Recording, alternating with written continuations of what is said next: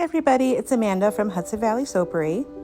Before we started, I wanted to show you the fragrances I'm using today, which is Pumpkin Latte from Little Bee, and this is Chai from Flaming Candle. I'm testing today, so that's why I'm showing this to you. The colors I used is paprika, I used cocoa powder. For the brighter orange, I used a mix of Mad Micas along with a little bit of paprika and a little bit of cocoa powder. And a little bit of gold mica mixed in with olive oil for a drizzle. Now you could also use something like madder root or turmeric for more natural colorants. And again, my brighter orange was a mix of all three of these.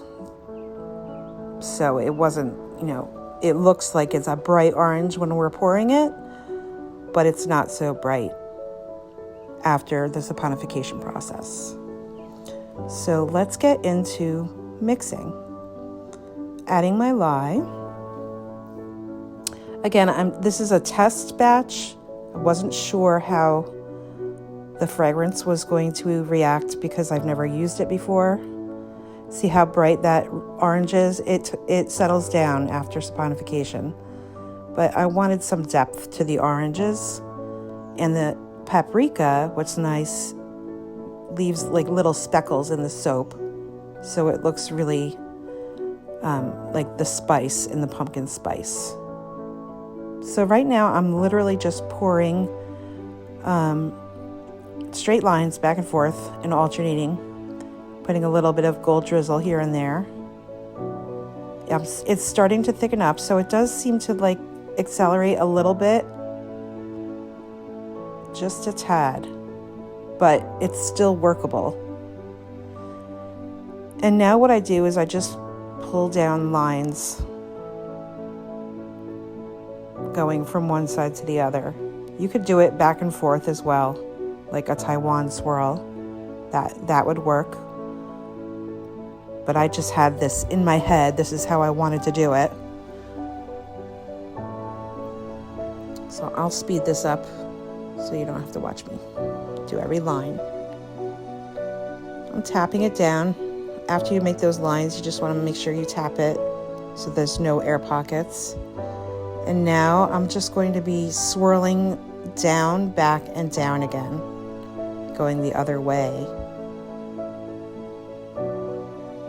And it's, I guess this is considered sort of like a modified peacock swirl. Maybe there's another name for it, I'm not sure.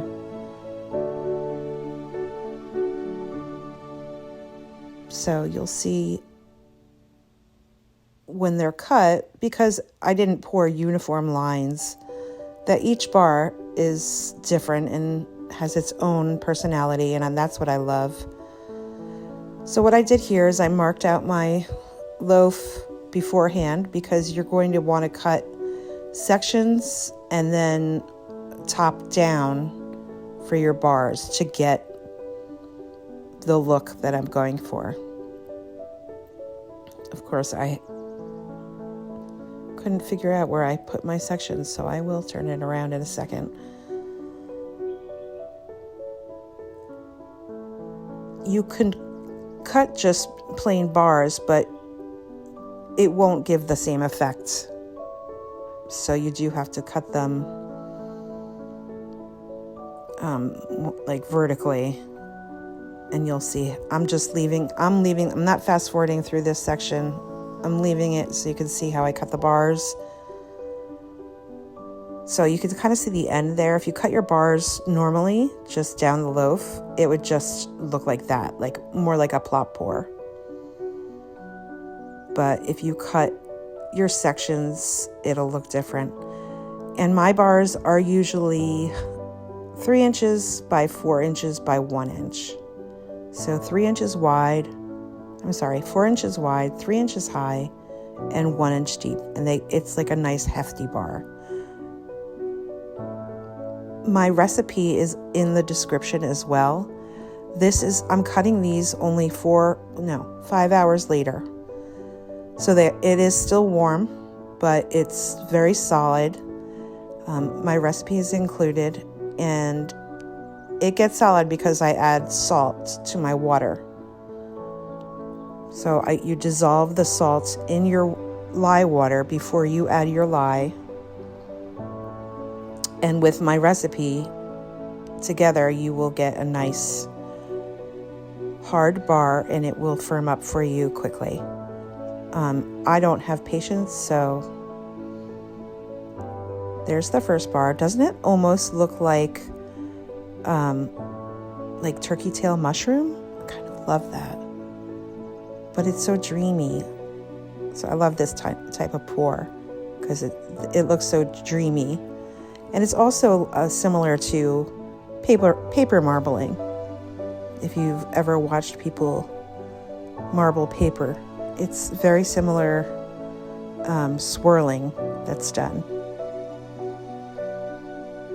So I'm going to leave it for you to just watch me cut the bars, and at the end I will show some close-ups so you can see the paprika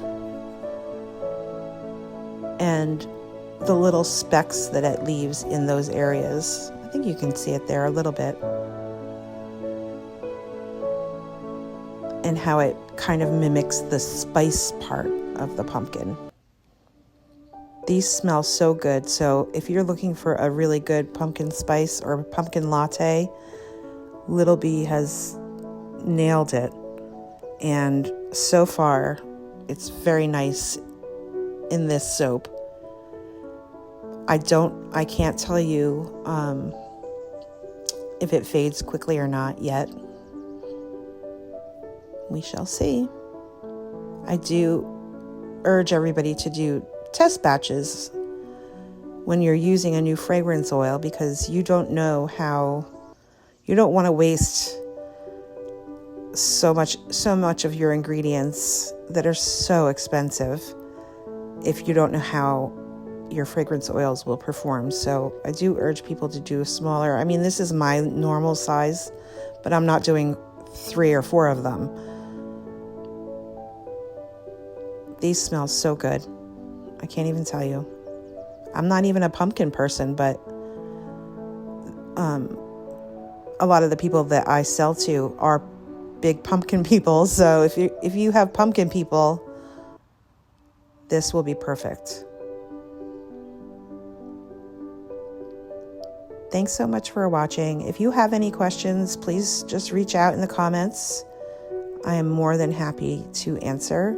Again, the full recipe for this loaf of soap and the colors I use and the fragrance is in the description.